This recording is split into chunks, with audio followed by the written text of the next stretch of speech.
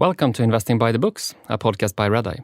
I'm your host, Eddie Palmgren, and next to me in the studio is my friend Niklas Sävås. How are you today? I'm great. I had a great weekend, and I'm really excited to speak to our guest today. Yeah, today we have the great pleasure of talking to Patrik Wahlén, co-founder and chairman of the Swedish industrial group Volati, listed on Nasdaq Stockholm. Wahlén is both a successful businessman and a big reader. And for today's episode, he has picked the book Business Adventures, 12 Classic Tales from the World of Wall Street. Written by John Brooks, published in 1969, and quoted by Bill Gates as the best business book I've ever read. Here comes our conversation with Patrik Wahlén.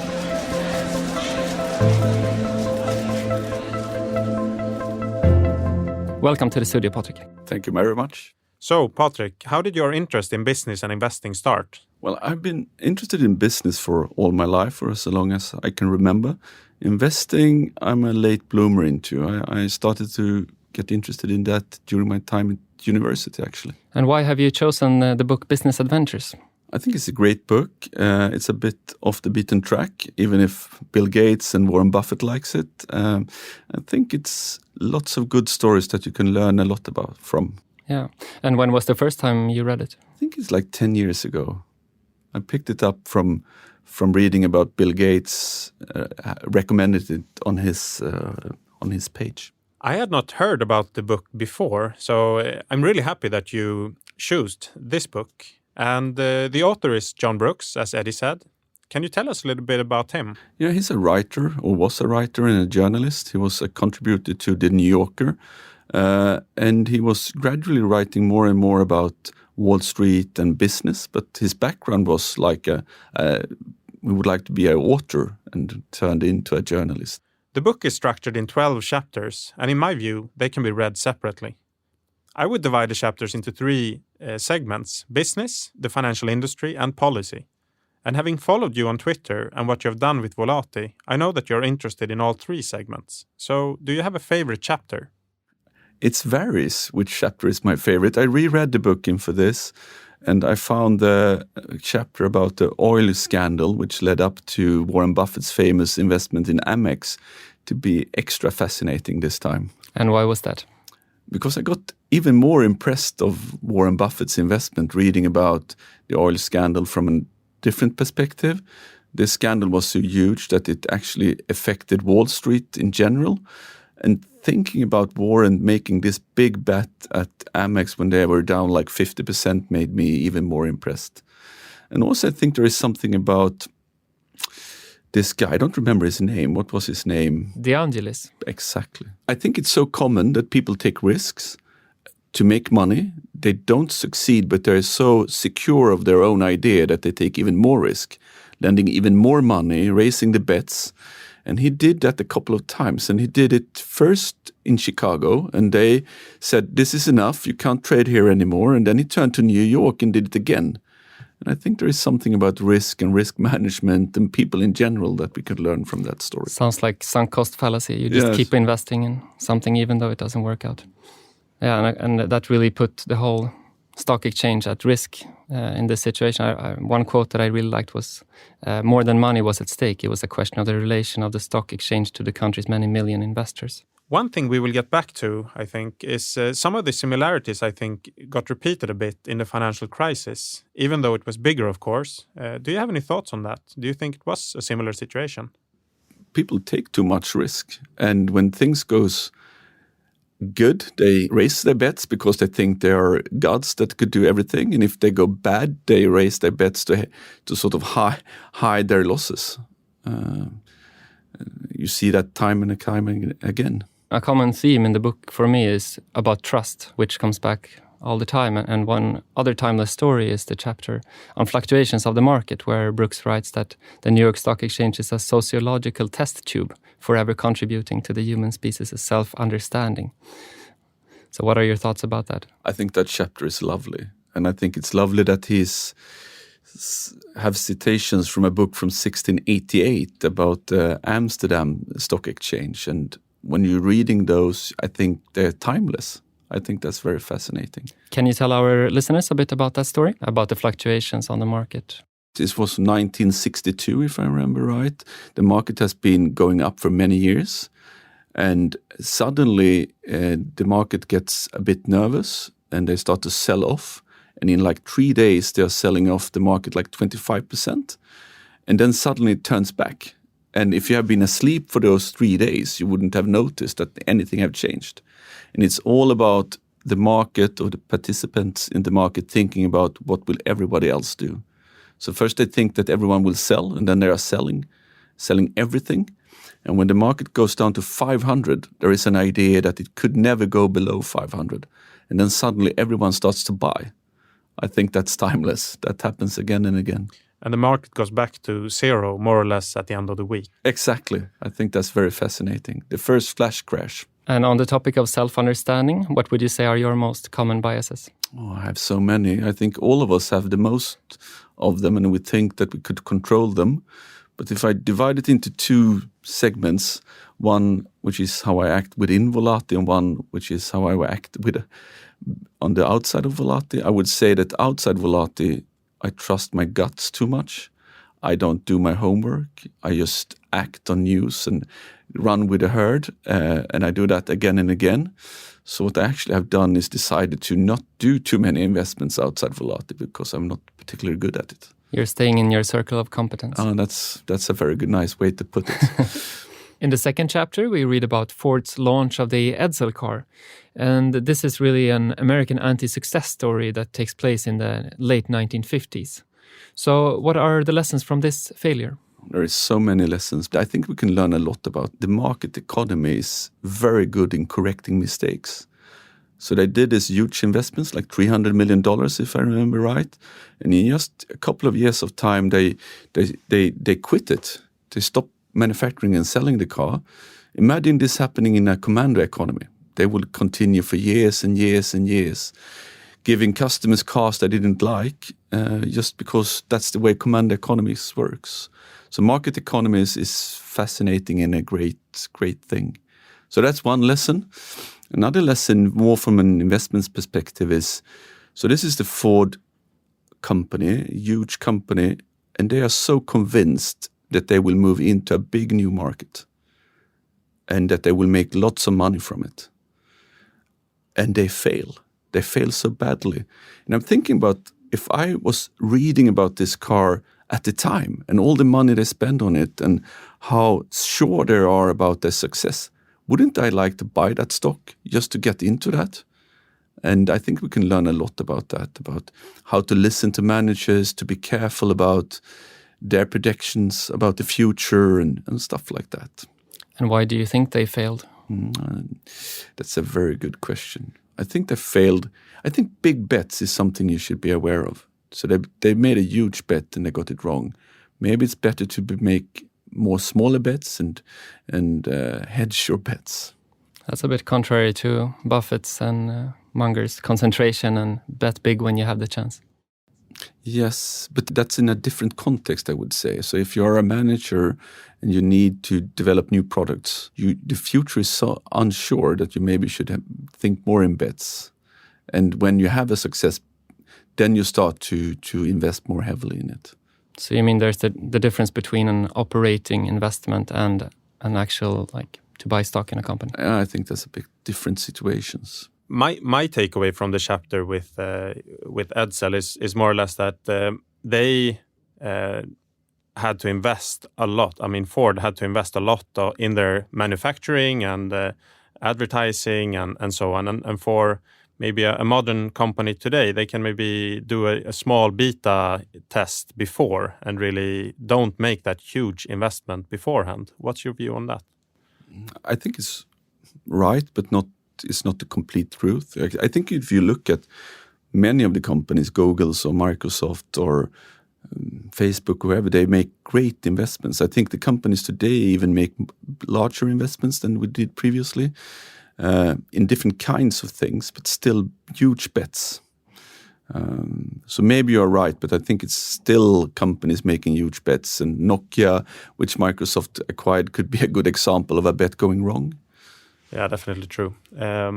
Another theme that is connected to this is the story of Xerox. They really bet big on one thing, while the largest companies today, the tech companies, for example, they seem to make bets all over the place. And some become huge successes and make up for all the bad choices they do. Xerox is very fascinating because they bet early on that they got it right. But then when they were successful, they had lots of investments in research and development, and they didn't trust their own findings. So actually Microsoft and Apple took their ideas from Xerox because they didn't carry it out. That's a really interesting point. Yeah, and I love the title. Xerox, 4 of them. I think that's the most brilliant headline ever. The copy company. So what other lessons do you have from that story? I think there is so many things. When I read that chapter, I was thinking, what would my picture of Xerox be if I was reading this in the mid-60s? So successful, so strong cash flows, dominating a new market which is growing very rapidly. I was thinking that they will be a huge success for a very long time. And today we don't think about them in that way, do we? When you are in the middle of something, the companies that are thriving is doing all the good things, they will eventually run into problems, most of them. I think that's a very big lesson. So you need to stay long-term and look far into the future? You have to look far into the future, but also realize that the future is very unpredictable. So diversification. Exactly. I think it was funny because I've mostly heard about the downfall of Xerox, not the success. But of course, you need a success before you can get a downfall. So I was really interested about the story because it seems like Xerox in their successful years didn't only focus on the business. They also focused on like philanthropic matters and so on. So I wanted to ask you as a business leader, how do you think businesses shall consider society? I think if you should be long-term successful as a business, you have to have happy customers, happy suppliers, happy employees, and happy society in general. Otherwise, you are not successful in the long run, so that's important. But with that said, I don't think that boards or management, they always have to face up to the owners. So they have to be very careful with the money. And I was surprised reading about Xerox even sort of sponsoring UN. I think that is a step too far, maybe. And I also thinking that reading about that, sponsoring universities and stuff like that, that's very good. But it also changes the focus from the management. And I felt that Xerox was so successful that they moved their focus from the business into society. And I think that was maybe one step into the downfall, actually. Another interesting chapter tells the story of Clarence Saunders, the Piggly Wiggly stores that he's created, and he was basically the inventor of the modern supermarket concept with aisles where people could walk and check out their groceries. But he was mostly famous for the chapter here, where he was doing a corner on Wall Street. So for those who don't remember, this was in the 1920s. What is a corner? A corner is when you buy all the stocks in the market to make sure that the short sellers can't cover their position. And how was this story built up? This story is lovely. It's like Michael Lewis, all his stories. So it's great characters. And this businessman is running a business. He finds out that the big guys in Wall Street is shortening his stock, and he thinks that, wow, I will outsmart them. And he starts to buy the stock. He buys everything, and he's quite clever, actually. And in the beginning, it looks like that he will be successful and that he will make loads of money. And then, of course, there is this turn of the story that the stock exchange gives them 4 days extra to cover their positions, and they find the stocks. And suddenly his corner is gone, and he loses quite a lot of money. And he goes bankrupt, actually. Yeah, it's hard to squeeze out the bears. It's very hard, and you shouldn't fight with the big guys. I'm always thinking about the stock markets like the Super Bowl, and I have this pink Speedos, and this guy is running towards me, and that's the market. That's Mr. Market coming for you, and you should be pretty sure that you could run fast. He didn't have any lessons from the market before. It seemed like a real businessman, not really knowing the rules of the game, so to speak. No, and in the beginning it works. I think there's a lesson as well. You don't always have to play by the rules. You could invent them by yourself. But you should be aware of the big guys. And also he was very emotional. I mean, he was aggressive, and he was mostly He didn't like the Wall Street at all, and he wanted to take them down. He goes overconfident. He thinks that he has success and he keeps carrying on. Yeah. Quite interesting also that he had a success afterwards as well. Again, he came back. But then he failed again, right? That's an entrepreneur. Yeah. Really?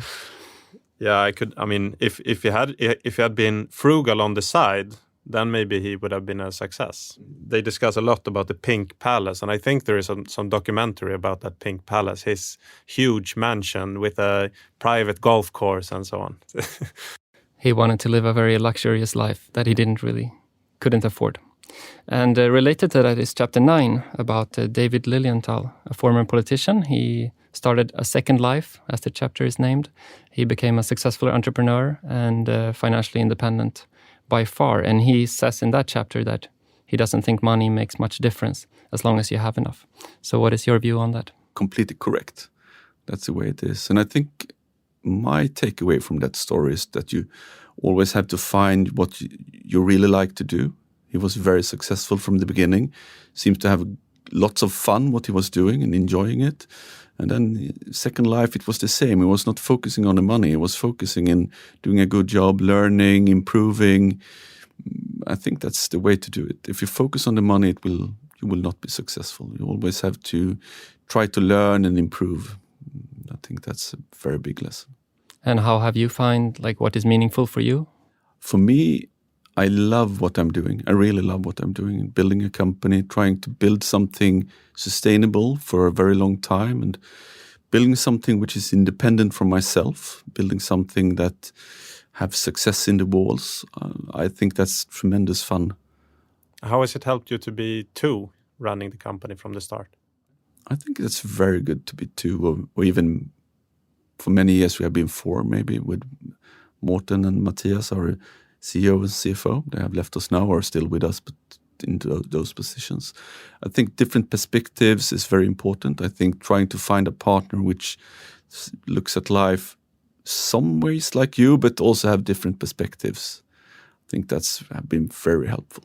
And for those who are not familiar with Volati, what kind of company is it? So we started Volati 2003, Carl Perlhagen and I, and we had an idea of acquiring companies. Generational shifts was a big thing at that time, and we thought, let's buy some companies and see if we could build a group of companies. So that was the way we started. Today we are 6 billion Swedish in turnover. We have an EBITDA margin of 10%, return on equity of 33%, if I remember right, and we have been growing the last 12 months with 50% EBITDA per share, but over the long run, 30%. And you were relatively young when you started the company, and you have been very successful. So we're curious what kept you from selling after growing from, say, 25 million to 100 million, and instead you kept going and building into this multi-billion-dollar company. That's a very good question. Delayed gratification seems to work quite well. I think I have not been driven about the money. Money is important, but if you have enough, you have enough. I have always tried to build something lasting. I think that's the fun thing of this. Do you have an aim with that building? I mean, do you want your kids and so on to take up the helm where you left in the end, or? That would be lovely, but more important is I have some idea that when I'm 85, I will walk into the office, have a cup of coffee with the guys running the business and talk with them. I think that would be lovely. So building something lasting, that's my dream. Sounds really nice. I wanted to go into the type of company you're running. Many speak about serial acquirers. You call yourself an industry group. These type of companies in today's market carry a large premium to the private companies that they acquire. However, we only see the finished product, which is more or less a diversified set of companies. And I wanted to hear your take on how fragile a serial acquirer is from the start, and how important it is, so to speak, to strike gold with the first shot. There is many things in that question. If I should start with the end, I think the first acquisition is crucial. So if we had made a mistake acquiring Tornum, our first acquisition, I wouldn't be sitting here. That's true, and that's more luck than skill. But also starting with the first part of the question around valuation, I think there is some interesting stuff there. First of all, I think you should think about larger companies often carries a higher valuation than a smaller one, so that is in play here. Also, we have liquidity, so a listed company has a higher price versus a non-listed company, so that you should think about. But also, you had Michael on the pod. Michael Mauboussin. Yeah, I think his book is very fascinating. So if we try to do this here, so how could these companies motivate this valuation? And I think that's all about the return on invested capital and the growth rate. So sum of parts gives you in one direction, but the other direction would be to look at this as capital allocations. And to do that, you have to dig into the returns, future returns, and what you think about that and the growth rate. And then I think you will land in a different type of valuation. Because normally the companies that is acquired has a low growth rate, although they have a good capital return. So what you basically do is that you buy a company, take the excess cash flow and invest that in the next company. And if you manage to do that, you will end up in a different valuation. The duration is really key there because, if you take the valuation now, I think in the decade ahead at least, or maybe more, then first of all, there won't be any free cash flow because everything will be reinvested in new businesses. And then you, of course, need to count with that eventually the cash will land in the hands of the owner, or maybe even better, that the companies can continue to find these interesting acquisitions for the very, very, very long term. So you said you want to create something lasting. What is your strategy to achieve that? I think making the company independent of yourself and trying to make the lessons you have learned into rules and processes and checklists and whatever. Also to figure out what you have been good or lucky at doing that is not able to transfer to other people, and trying to find other ways to create value. And how do you work with that practically? Can you give an example? I think changing business models is very important for every company growing. So what we have been doing the last maybe 2 or 3 years is to going into more and more synergistic acquisitions, trying to build clusters of companies that could grow within their industry. And I think that's the way forward for us, or one important thing to do forward. Another thing we have been doing, we're working very hard with strategic HR for a long time, trying to build a leadership pipeline, which I think is tremendously value creating. So it's trying to build or in processes that could continue by themselves. And do you have one culture in the whole group, or how do you work with that? We have different cultures. We normally say that the companies or the clusters of companies should be proud of their owners, thinking that we are a good owner. But all the companies should have their own culture, their own way of winning, their own values. Going back to Mauboussin a bit, I feel that some serial acquirers just try to grow quickly. And what Mauboussin teaches us is that growth in of itself isn't value creating. So how do you think about serial acquirers trying to grow really quickly through either raising equity and or debt? What's your take on that? I think that's a very important point to think about. I think you always have to look into the return on invested capital. I think that's crucial. I think too many people today is just looking into EBITDA growth, not even EBITDA per share, EBITDA as such. I think that's a big mistake. So I think that's a very important lesson. And about debt, I think, especially right now, you should be very careful about the level of debt the companies has. Very important. And you're not scared yourself about when a company such as yours is growing, the absolute number of debt will increase? Actually, I think Volati has had a too low level of debt since our IPO. I think we have, if I remember right, 1.7 net debt EBITDA at the moment, and we're aiming for being between 2 and 3. So we are quite conservative. We have long durations. Okay, the absolute number is quite high, but in relation to the business is not that high. And also when you are growing, you get more diversified, you get less risk, and also you get more important towards the banks. So no, I'm not. No, the short answer is no. Good answer. Another question is that people around us internationally see is how many serial acquirers and holding companies we have in Sweden that are also, many of them, really successful and have been successful for a long time. I'm curious to know, why do you think that is? I think there is two parts to that. One is, like when we started 2003, there was not so many of them, but lately some have been very successful, and success always attracts copycats, if I could use that word. And should everyone be aware of that? When you find an attractive investment, it will attract capital and the returns will go down. So that is one thing which is happening. The other thing is that we have a structure in the Swedish industry which has plenty of small companies and quite a lot of large companies, but not so much in between. So what is happening is that mid-sized companies is acquiring small-sized companies, and so the structure is quite good for this type of business. And do you think Swedish companies and entrepreneurs get less fame than they deserve? I think that entrepreneurs should strive for success, not fame.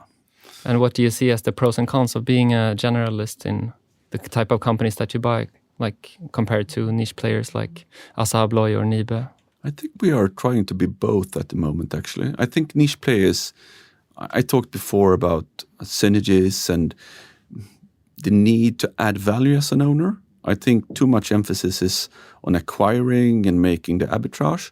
I think you had to add value as an owner in this market, and it's easy to do that as a niche player. So I would say that we are working in a couple of niches to be able to do that. With that said, being a generalist creates opportunities to hit the big elephant when that opportunities arise. In this particular time, I would say it's hard to find an elephant, but markets is changing. So who knows, in a couple of years, there will be a good chance to do something a bit different.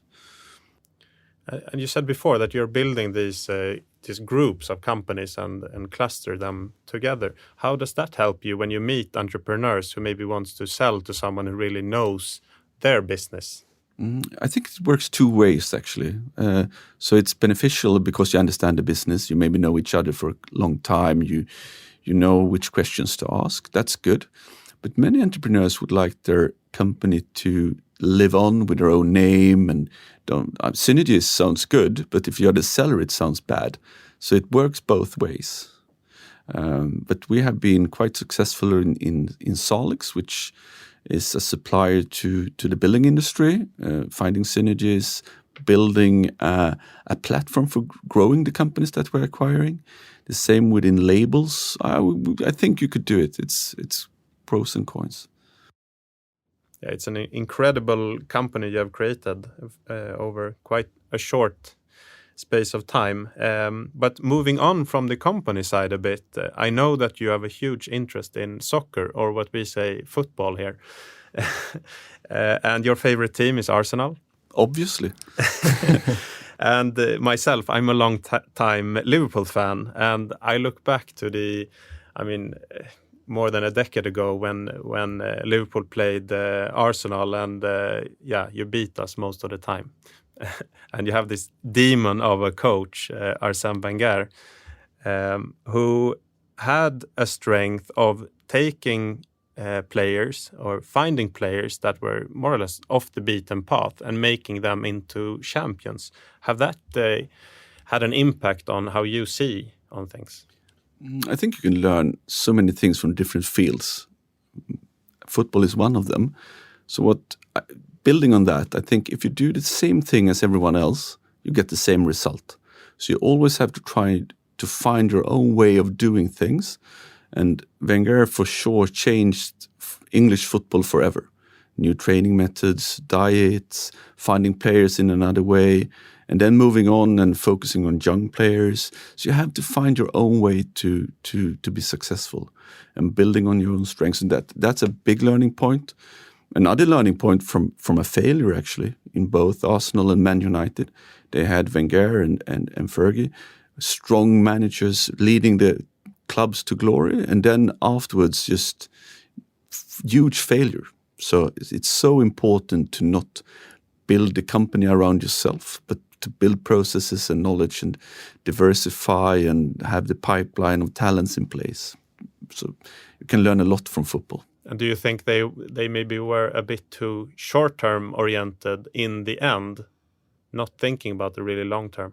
I think you could accuse Fergie for that. I think Wenger had a different problem. Arsenal were building the Emirates Stadium, having to allocate all the money there, and that meant that the club was not competitive at the moment. And they had a long-term plan about that. The long-term plan was to get the Emirates up and running, and then having financial strength compared to the other clubs. But there was things changing in the environment. Man City got all this money, Chelsea got all the money, later on PSG, and changing the competitive landscape 100%. So that's a lesson as well. You can't control everything. The environment will change and you have to adapt. So something you're doing differently maybe than some of your competitors is that you read a lot. And we have now talked about business adventures. Do you have something more you want to add about the book or so? I think reading is a lovely way of learning. I think you should read a lot.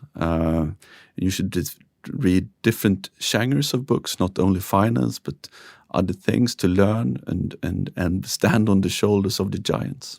And what are you reading mostly, or which kind of genres? I like memoirs and stuff like that, because then it's real people and you can learn from their stories. So right now I'm listening to a JP Morgan book, which is fascinating. And do you have some book recommendations for our listeners?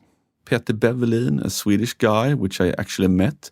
He was a part owner of Le Monde, which is now the foundation of Salix, so half the Volati. His books is fascinating. He is a fascinating guy. It was a pleasure meeting him, but his books is really good. A bit tricky to find, but very readable.